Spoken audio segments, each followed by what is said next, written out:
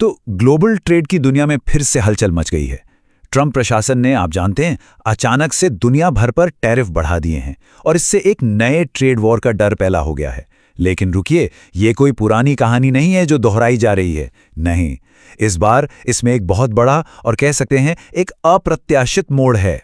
तो सवाल ये है कि भाई दुनिया भर में अचानक ये 15% का टैरिफ लगा क्यों दिया गया? देखिए, ये कोई मामूली कारोबारी चाल तो है नहीं। इसके पीछे एक बहुत गहरी और सोची समझी रणनीति छिपी है और आज हम इसी पहेली की परतों को खोलने वाले हैं। ठीक है, तो इस पूरी कहानी को समझने के लिए हमें थोड़ा सा पीछे चलना होगा, उस एक बड़ी घटना पर जिसने असल में इस पूरे सिलसिले की शुरुआत की।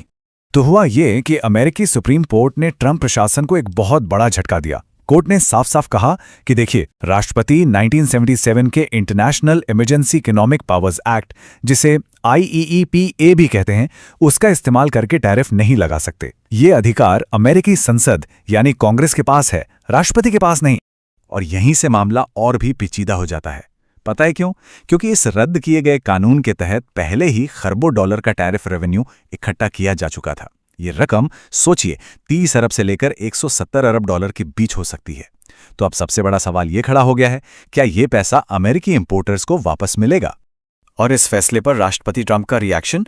खबरों के मुताबिक उन्होंने जजों को मूर्ख तक कह दिया।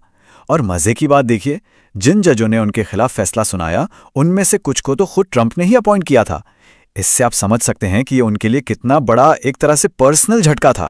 तो सुप्रीम कोर्ट की इस बड़ी रोक के बाद प्रशासन ने क्या किया?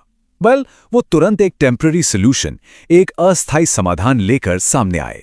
चलिए देखते हैं कि उनकी अगली चाल क्या थी। यहां उन्होंने, आप कह सकते हैं, एक बहुत ही चतुर कानूनी दांव खेला। 1977 के कानून को तो साइड में रख दिया और उन्होंने मानो धूल भरी किताबों से एक बहुत पुराना कानून निकाला, 1974 का ट्रेड एक्ट।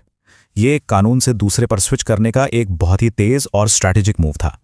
अब इस 1974 के एक्ट में एक खास सेक्शन है, सेक्शन 122। ये सेक्शन राष्ट्रपति को एक खास शर्त पर अस्थायी टैरिफ लगाने की पावर देता है।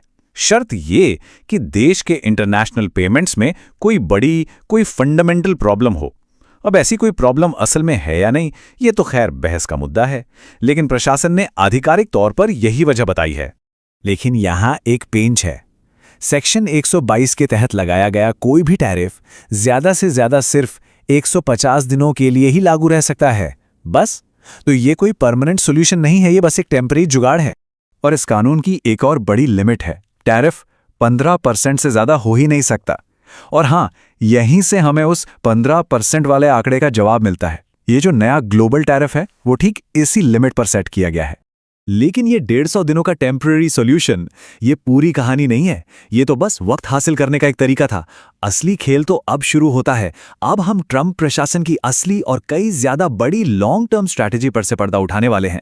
अब शायद ये सवाल मन में आ रहा होगा कि अगर सुप्रीम कोर्ट ने कह दिया कि पावर कांग्रेस के पास है, तो ये लोग सीधे कांग्रेस के पास क्यों नहीं गए?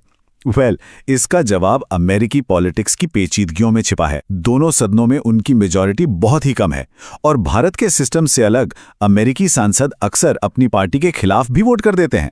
इसलिए कांग्रेस के रास्ते जाना बहुत ज्यादा रिस्की था।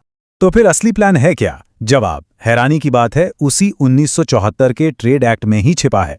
लेकिन इस बार वो एक बिल्कुल अलग और कहीं ज्यादा शक्तिशाली सेक्शन को इस्तेमाल करने की तैयारी में है, सेक्शन 301। और ये स्ट्रेटेजी काम कैसे करती है, जरा देखिए।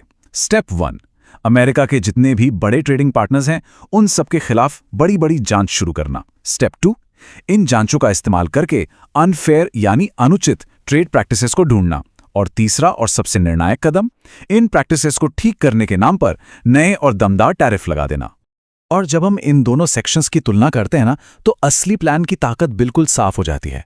देखिए, जहां टेम्पररी सॉल्यूशन यानी सेक्शन 120 to 150 दिन और 15% पर आकर रुक जाता है, वहीं असली प्लान यानी सेक्शन 301 में न तो कोई टाइम लिमिट है और न ही टैरिफ्स की कोई ऊपरी सीमा। मतलब असल में ये प्रशासन को सुप्रीम कोर्ट के फैसले को पूरी तरह से बाईपास करने की ताकत दे देता है।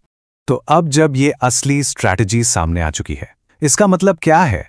दुनिया पर इसका क्या असर पड़ेगा और आगे क्या होने की उम्मीद की जा सकती है? इसके नतीजे काफी दूर तक जा सकते हैं।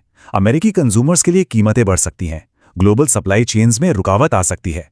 और हम ये भी देख सकते हैं कि अमेरिका, भारत और यूरोपियन यूनियन जैसे अपने सहयोगियों समेत लगभग हर देश के खिलाफ ट्रेड इन्वेस्टिगेशन शुरू कर दे। और जाहिर है, इससे दुनिया भर से जवाबी टैरिफ का खतरा भी कई गुना बढ़ जाता है। तो भारत जैसे बड़े ट्रेडिंग पार्टनर्स इस पे कैसे रिएक्ट कर रहे हैं?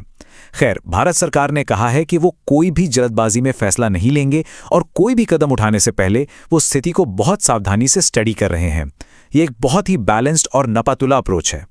और ये सब हमें एक आखिरी और सबसे बड़े सवाल पर लाकर खड़ा कर देता है। क्या ये सिर्फ एक अस्थायी सियासी दांव है, या फिर हम ग्लोबल ट्रेड के नियमों में एक स्थायी और बुनियादी बदलाव की शुरुआत देख रहे हैं? इसका जवाब तो शायद सिर्फ वक्त ही देगा।